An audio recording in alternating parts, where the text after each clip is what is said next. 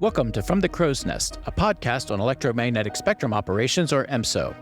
I'm your host, Ken Miller, Director of Advocacy and Outreach for the Association of Old Crows. You can follow me on Twitter at FTCNHost. Thanks for listening. My guest today is Dr. Andrew Long from Southwest Research Institute, also known as SWERI. We will be discussing directed energy and high-power microwaves and advances in those fields. But before I get to him, I want to again draw your attention to our new subscription service that we will be launching here in the coming weeks. As a reminder, our regular bi-weekly From the Crow's Nest episodes will remain free to the public on all major podcast platforms. But if you really enjoy the show, which I hope you do, and you want to keep up with current events, we are launching this new subscription service, which will consist of 2 additional episodes each month, and these episodes are only available to subscribers. These episodes will be tailored more for informal discussion, as well as following headlines and recent developments in the defense and EMSO communities around the world. As you may have noticed, we have already started releasing some of these bonus subscription episodes that we are making available to the public so you can get a taste of the different style of episode that the subscription service offers. These will be going away behind a paywall soon, and you will only be able to access them and new subscriber episodes by either becoming an AOC member or subscribing at a low monthly cost of $2.99 per month. Now, as a subscriber, not only do you get access to these 2 additional episodes per month, but you are also able to participate in the live recordings of these episodes from the audience. As an audience member, you can listen in, comment, and ask questions of me and my guests. I'll have a rotating slate of special guests on, including John Knowles from AOC's Journal of Electromagnetic Dominance, Matt Thompson, our senior analyst, as well as friends of the show, Colonel Jeff Fisher, and others. We'll have regular guests on that are really kind of tuned to what's going on, and we'll have a very informal conversation. We look for audience engagement and your comments and questions throughout the episode. You can learn more about the subscription and when it's going to kick in here in the coming weeks by going to crows.org. But again, we encourage you to take a listen to some of these episodes that are coming out in the meantime, and we look forward to having you on as a subscriber real soon. Now, on to my guest. I am pleased to have with me for this episode, Dr. Andrew Long. Dr. Long has spent 16 years designing antennas and RF components for various applications ranging from moonshot research to commercial products. His current tasks and interests at Southwest Research Institute revolve around design, fabrication, and measurement of exceptionally novel apertures. He is here to discuss directed energy and more specifically high-power microwaves as they serve as a bridge between traditional electronic attack and directed energy lasers. So Dr. Long, thanks for joining me here on From the Crow's Nest. It's great to have you on the show. Oh man, my pleasure. I think we first met about a couple years ago now, probably. Yeah, AOC, or not, it was DEPS. It was DEPS. It was Directed Energy Professional Society. I was looking for a panelist to talk about directed energy and went to SWERI, and they're like, hey, you have to have Dr. Long on. And so really appreciate having you serve on my panel a couple years ago. I can't believe it's been 2022 since that happened. So, it's just been a long time to have you on here, but thanks for being on. So to begin, I wanted to have you on to talk about high-power microwave. We've had conversations on the show here about directed energy generally, some of where that technology area is going, but high-power microwave is kind of a unique approach or a unique aspect of directed energy weapons. They tend to, in the conversation of HPM, kind of create a little bit of a bridge between what we think about as electromagnetic warfare and then directed energy. I wanted to have you on the show to tell us a little bit about, let's break it down to almost at a 101 level to get started. When we talk about high-power microwave, what are we talking about, and how does it relate to traditional directed energy and that bridge between EW?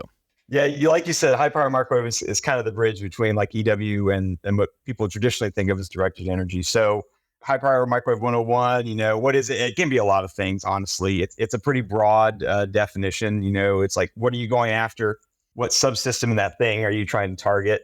Is it the receiver channel itself? Is it either the microcontroller in the power supply, what we call like a backdoor effect? And what are you using to deliver that? There's all kinds of flavors that this takes. And is the effect, are you trying to cause like a momentary disruption in a comm link, forcing an automatic reestablishment, which, hey, that sounds a lot like jamming, doesn't it? Hence why we're all kind of under the EMSO umbrella now, right? So all the way ranking up to 5-star, irreparable damage to the LNA, to the receiver channel. Maybe you're, putting so much power through that you're ablating the LNA. And when that happens, there's no recovery.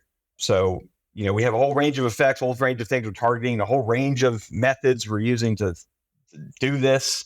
And and we're just using high power microwave to do it. And if sometimes it might sound like, man, that just sounds like a phased array or an AESA, active electronically scanned array on steroids. And you wouldn't be wrong if it sounded, like some of the traditional stuff we use in EW. But how does it differ? How does it differ from those when in that conversation? So there's two sides of the coin when it comes to high power microwave. I mean, there's lots of coins you could put in the air, but there's like two sides of the coins that I like to think about. And I'll give you some pretty high TRL examples on both sides of that coin. The stuff that's kind of the front runner, to being procurement ready that I'm aware of anyway. So on one side of the coin, what I just kind of described, like an AESA on steroids, we've got Leonidas made by Epirus. I can't remember if Epirus was acquired or got some recent investments from Raytheon and some of the other big defensive contractors. But Leonidas, you can just Google it. It's basically a little trailer with a panel on it. And that panel is basically a phased array. And behind every channel in that array is some sort of probably a software-defined radio channel, right? That's kind of what all EW uses these days. It's a software-defined radio because people like that it's adaptable on the fly. Software-defined radio channel plus amp plus antenna, times however many you can fit on that panel. And again, that sounds like a phased array. You aren't wrong. And I read, some of the patents that Leonidas or that Epirus has filed for this over the years. And yeah, there's some notional stuff they say, like, hey, it could be L-band, could be, 60 volt GaN, gallium arsenide, solid state amps behind every channel. Exactly what's in there, I couldn't tell you, but I have a couple guesses. But that side of the coin represents basically traditional EW, software-defined radio channel, solid state amp array. The advantage there, as I said, is people love that it's software-defined. It means I can, if here's drone A and here's drone B, drone A is weak against this, drone B is weak against that. I press a button, I'm tuned into what that thing is most sensitive to. Now, the downside to a system like that is a hell of a lot of power consumption. So listeners may not know much about amplifiers. Let me tell you, RF amplifiers are just notoriously inefficient.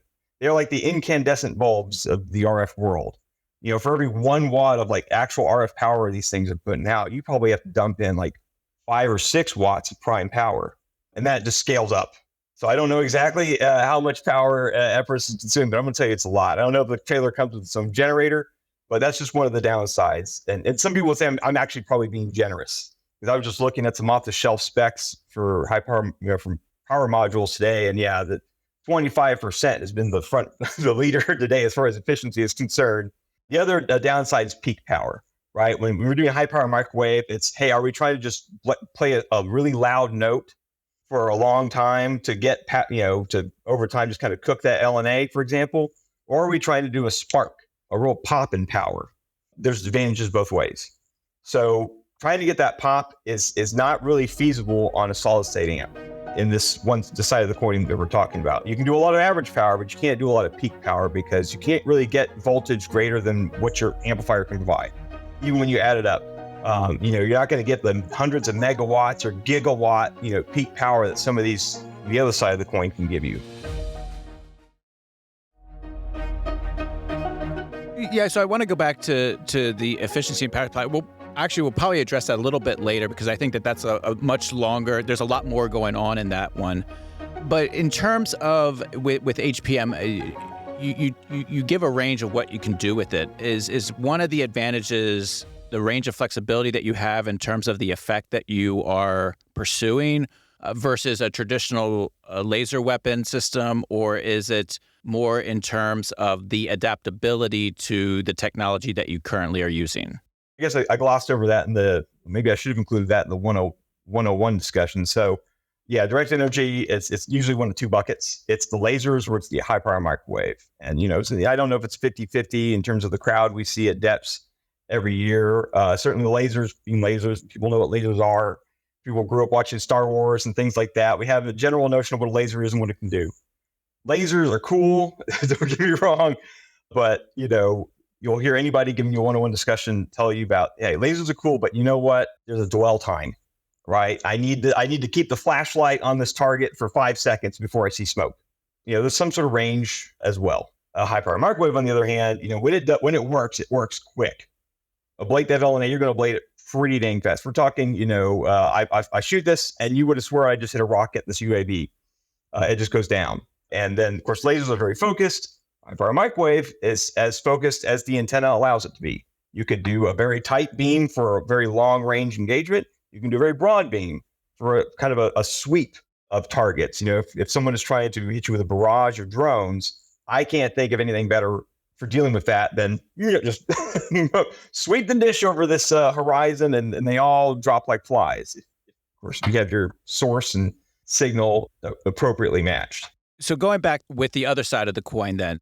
Okay, yeah, the fun side. I call this the fun side of the coin, honestly, because we're getting away from like traditional electronics and EW into stuff that you would say is more like, analog, more like lab, more like mad scientist kind of stuff, where these are real physical devices rather than just a scaling up of what we all typically do in electronic warfare anyway.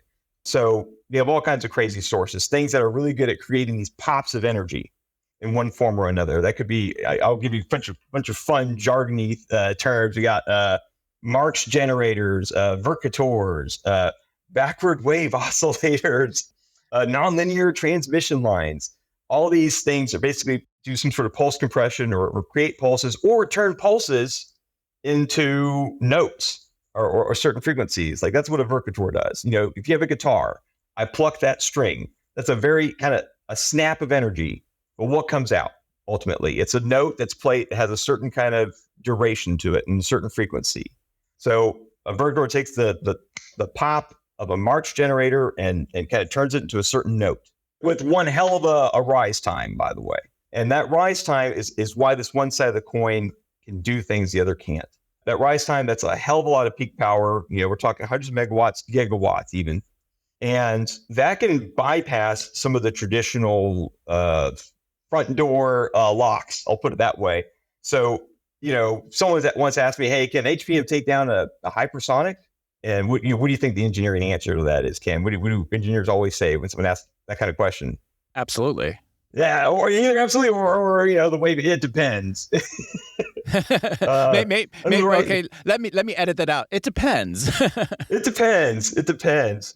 So if I'm making any kind of avionics package, like as expensive as a hypersonic, I'd be a fool not to have what's called an RF limiter in that chain, and it does exactly what the name implies. It's a kind of a nonlinear device that once the power gets up a certain point, it just acts as a ceiling to the input. It's there to protect the LNA and the receiver chain. But with the evolution of threat technology out there and all the advanced systems that we're fielding, adversaries are fielding, does HPM give you a little bit more freedom to think outside the box in terms of how you can use that capability to affect another adversarial system? Right. Do you really have anything in your toolbox? I mean, is this really a tool you can use? Yeah, they can quickly adapt and use effectively in the field. So yeah, it depends. Like I said, there's a further adaptable, right, software defined. How do you get more adaptable than that? Now, I have seen, HPM sources that are like tunable. Like there's a little screw or something you adjust in this Verkator that can kind of adjust the frequency coming out of it, for example. That's a thing. Now, the downside of this side of the coin is usually things aren't quite as tunable or as adaptable as their software-defined counterparts on the other side. But like I said, they can do things the other can't. So even these RF limiters that I was just talking about, they limit the amount of RF power. They're there to protect the LNA. But here's the thing. They can only close the front door so fast. There is a response time associated, spec on that device. And so if you can go from 0 to 600 volts in a few nanoseconds, you basically get your foot in the door before they can close it. And so, theoretically, you can kind of bypass some of these traditional front-end protections. Again, I haven't, the actual people out there playing in the field with these things and testing their efficacy, that data is obviously classified. I know some folks at Dahlgren and NRL, maybe at FRL, these are the centers of excellence in this field. They will go out and they have this whole test matrix where, here's drone A or whatever you want to call it, and here's a couple sources of waveforms. Did it score well at this range? So that way they had this whole catalog of what works against what. And then they'll say, when this one thing here seems to have the most boxes checked, maybe that's the thing we should, invest in and deploy and develop. But yeah, your HPM does give you, it's an extra tool in the toolkit. It just happens to be a really cool one. So going back to the power supply topic you mentioned, I can tell you've got something ready to go here.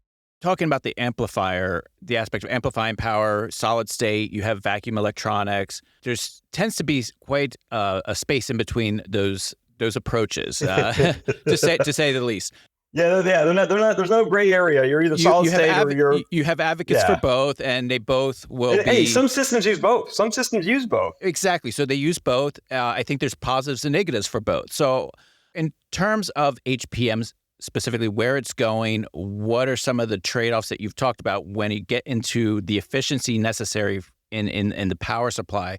What are some of the questions that have been raised? Or either solid state works best or vacuum, or where is that conversation going from your perspective? So the thing with solid states, right? And by the way, when you get up to these power levels, these things are, well, I don't know. I can't say the other side of the coin is cheap either, but I do know these high power pulse systems. I don't want to knock any particular vendor. I'm sure it's expensive for a reason, but they get, way up there. And so, you're lucky if you can have one real channel pumping out, the megawatt peak power, give or take. Neither the TWTs nor the solid states are known for being efficient. I think I can't even say whether one's notoriously worse than the other. I've heard TWTs are generally maybe a little bit worse, but it depends. And of course, TWTs are bigger.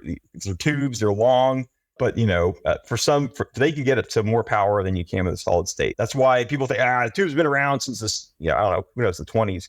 They're outdated. No. They're not outdated, because you still need that if you want to really get up there in power. Like every microwave power module that goes up, above the 50, the 100 watts, even at the high frequencies, it'll be a tiny tube in there. Neither side is known for being efficient. In fact, I was just thinking back to a podcast you did February last year when you were talking to the Next Gen Jammer PM and Captain David something. Captain Reeder, the program manager. One of the things I distinctly remember him saying, because he stepped in that program wondering what the hell was taking this thing so long to get off the ground. It's been in development so long. And you know what he said was the reason why it took so long? Power and cooling. And so people say, well, I want to get HPM in a pod. Well, hold on there. Power and cooling, no joke.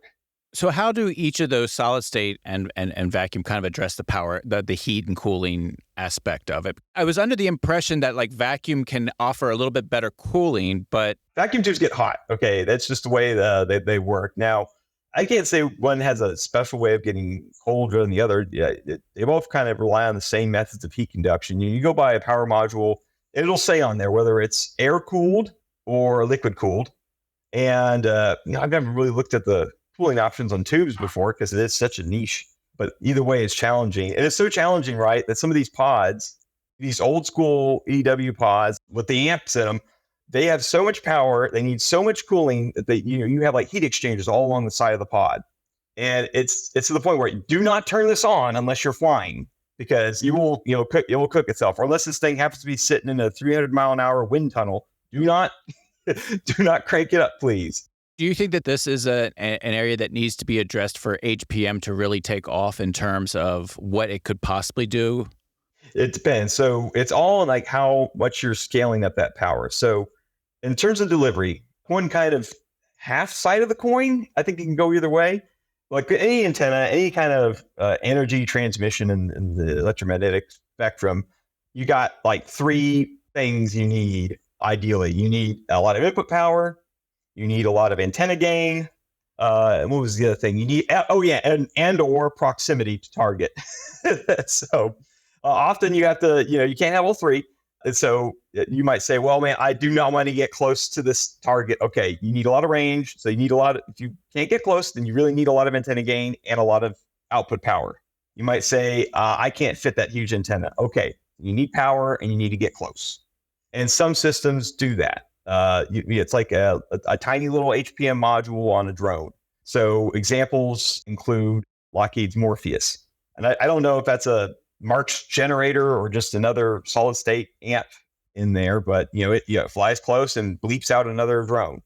Epirus, they have a variant called like the Leonidas Pod or something like that. And there's a little image of it bolted to the bottom of the drone. So you can, like I said, with a reduction in range, you can overcome a lot of things.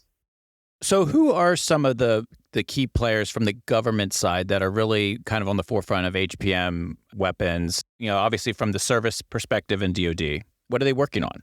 You'll probably hear better from them, but here's just what I know just from going to DEPS every year and talking to these folks and emailing them all the time. So I don't know if I'm supposed to name any specific names or just offices, but, I'd say ONR is definitely, as far as research is concerned anyway, the big funding body. Now, interestingly, HPM is such a niche, I wouldn't even say it's any single branch doing any specific thing because, it's such a small crowd.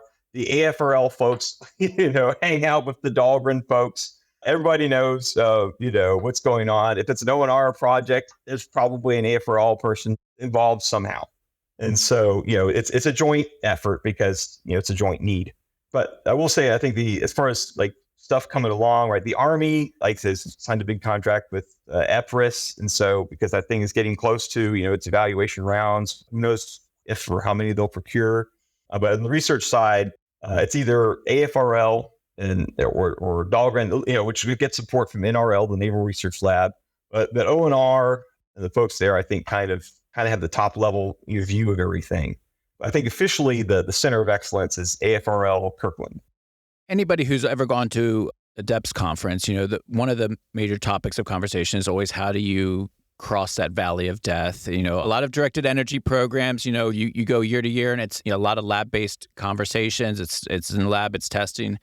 And fielding it has really picked up pace. But when we did our panel discussion a couple of years ago, one of the hot topics that came up frequently in our panel and other sessions was how to address some of these integration of EW and directed energy capabilities earlier in development so that you're not trying to tack it on later and kind of slowing that progress down.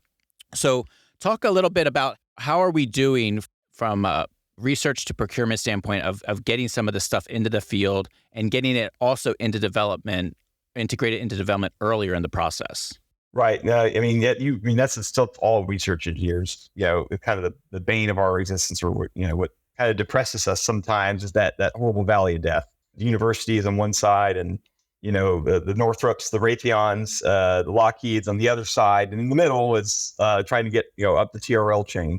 So, it's definitely a priority. DEPS conference this year, ONR was talking kind of about that and what their main needs are. Here's the big kink we have in the armor. The big thing we're trying to resolve right now is trying to make things that work from the lab. Get them ready for the deployment, please. Nobody likes being lab only. Everybody wants to show progress. So some of the things we're doing from a system level is for example, targeting. At NISTIC, these same technical points of contact, the same TPOCs, they had a statement of need for direction finding, identifying, a target to aim this really focused HPM at. So, they're going out to industry, how can we integrate traditional DF systems, but refine them to even tighter windows of, line of bearing, so the systems around these things are being sought. I'll just say that.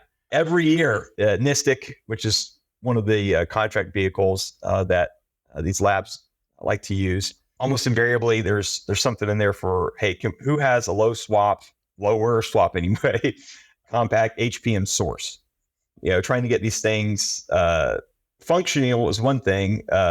Functional on a surface vehicle is a different thing. It needs to be integrated, needs to be mounted, needs to get the real estate within a certain footprint, needs to have all these other boxes checked. Because I can understand why it's taking so long, right? If you're the admiral and there's this ship-mounted HPM weapon, you got to be concerned about electronic fratricide. How do I know that when you squeeze the trigger, you're not knocking out, $50 million radars over here? And so stuff like that just makes it take longer because these aren't, even though these aren't like technically non-lethal weapons, they still have the potential for functional harm. And then certainly in today's kind of security environment, the cost of execution is at the top of the list.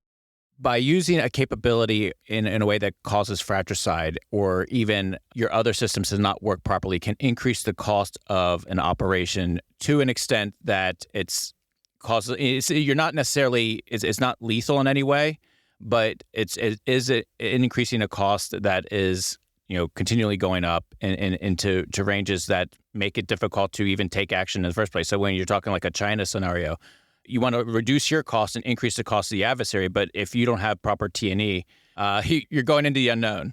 Oh, yeah. Yeah. So like a whole bunch of stuff needs to go into that study to sort of narrow down that fratricide risk, right? So like, let's make sure this antenna is heck of a lot of focused in this one direction and this energy doesn't spill over, except with very heavy attenuation in these other directions. But the measures of effectiveness, how do you reach a point where you're like, okay, I'm absolutely confident in the level of risk for the system that we can field it, given just the dynamic nature of any conflict these days?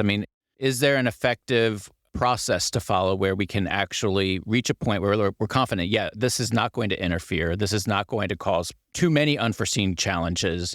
Do our military leaders understand what is going on because of the challenge of really knowing how you can see the effect of a high power microwave?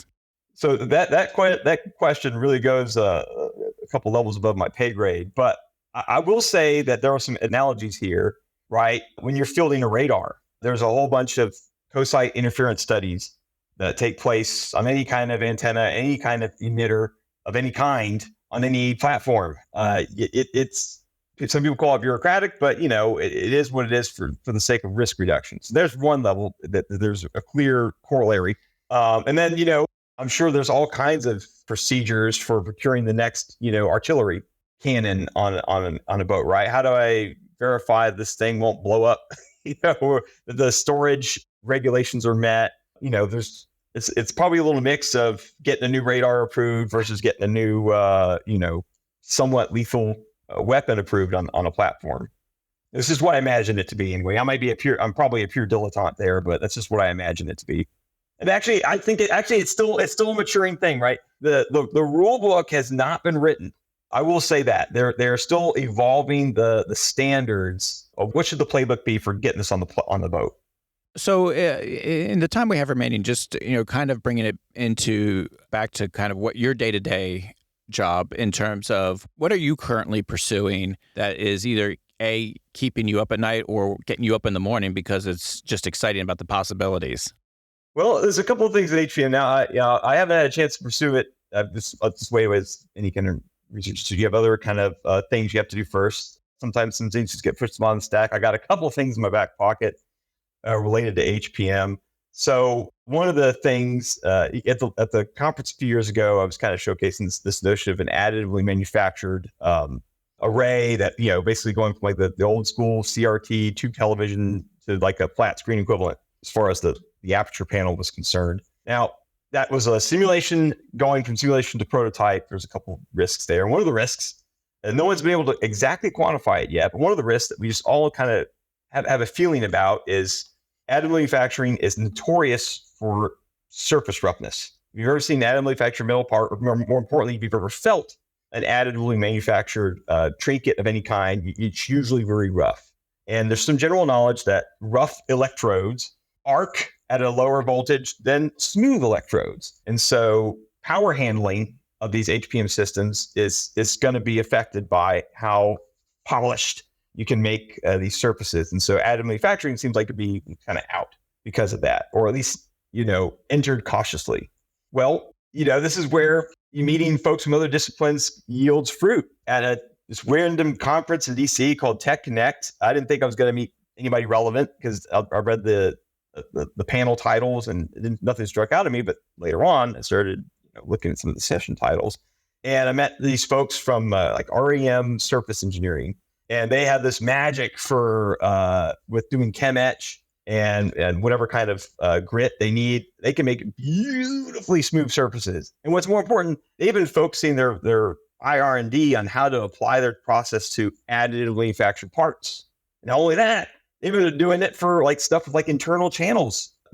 How do we do a chem flush or some sort of, I call it just give it the bath, to make this surface roughness at a level that can work at HPM. So we'll be doing, when I get the white paper out there, we'll be doing some, some experiments. Okay, here's an HPM thing that works. I can turn it up to 10. Here's the additive manufacturer part inserted. Okay, I can only turn the dial up to 2, and then it arcs. Here's the same part, but given the quote unquote bath treatment. All right, we were able to get up to 9. And so finding, the practical, do some practical experiments. Here's what works on this one particular HPM system, at least, to unlock some new manufacturing modalities to making cooler and crazier things. Let's see. There's all kinds of stuff with HPM. Well, like I said, we submitted a bid for doing some sort of direction finding as well. Anything else before I ramble on too much? No, yeah, that's great. It's and I think that's the benefit of conferences and all the meetings that we have throughout the years is no matter what the problem is, there's someone with the solution. And they don't know it. They never heard of HPM until I approached them. Some other folks are doing additively manufactured ceramics. They never heard of Grin lenses and all these other crazy things that their technology can work for. What's your refractive index? What's a refractive index? And you have to cross the military and commercial sectors a lot more these days because of some of the advancements out there. So it's really cool to see how some of the questions that you have, you're putting out there, and you're seeing opportunities there to kind of solve some of the problems that you've been working through. Well, thank you, Dr. Long. That's all the time that we have for today. I wanted to, I do appreciate you coming on the show. Really good information on HPM and kind of where it's going. So with that, I'd like to thank you for joining me. With absolute pleasure. That will conclude this episode of From the Crow's Nest. I want to thank Dr. Andrew Long for joining me today.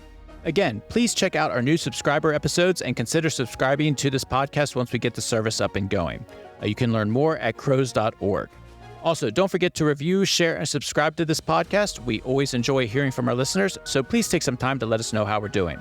That's it for today. Again, you can follow me on Twitter at FTCNHost. Thanks for listening.